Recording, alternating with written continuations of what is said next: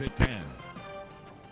Good evening, I'm Donna Britt. My partner George Sells has the night off. Our top story tonight, the State Department of Environmental Quality is investigating the possibility that Georgia Gulf employees gave false reports when documenting vinyl chloride releases.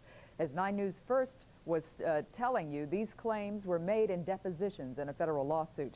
Georgia Gulf officials are responding to those statements. WAFB's Avery Davidson shows us what the company is doing to ensure that standard vinyl chloride releases are reported. The vinyl chloride reactors here at Georgia Gulf must be opened from time to time, and when that happens, small amounts of the deadly chemical escape into the atmosphere. Officials with the Department of Environmental Quality say the amount released must be recorded. But in depositions, some employees reported they wrote zeros on reports after sending the residual vinyl chloride into the air you breathe.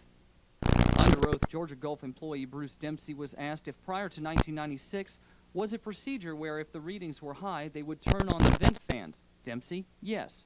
Where would the vent fans vent the vinyl to? Dempsey, atmosphere. Chris Robery with the Department of Environmental Quality says that practice may not be standard. No, I don't know of any case. That may be part of the procedures. It may be in compliance with the rules, but we'd have to go look at that and check it out. In deposition, Georgia Gulf Supervisor Michael Joyner says he did check it out. When asked, you did an immediate investigation or did an investigation at some point? Joyner, yes, sir. Did anyone admit that that was going on at all? Joyner, no.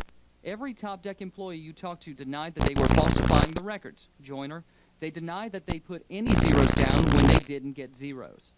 And in these depositions, almost every employee says procedures were changed following the late 1996 investigation. Employee Don DeRosa Jr. was asked, when the procedure changed, though, you all were supposed to write down all readings, correct? DeRosa, right.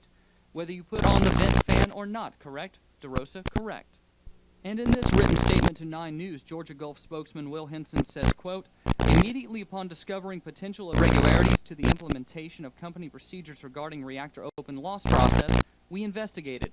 To ensure compliance with Georgia Gulf policy, we restated our procedures to all employees involved and provided them with additional training.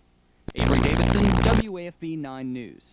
Georgia Gulf officials declined to comment further because the information gathered by 9 News is from depositions in current litigation in court.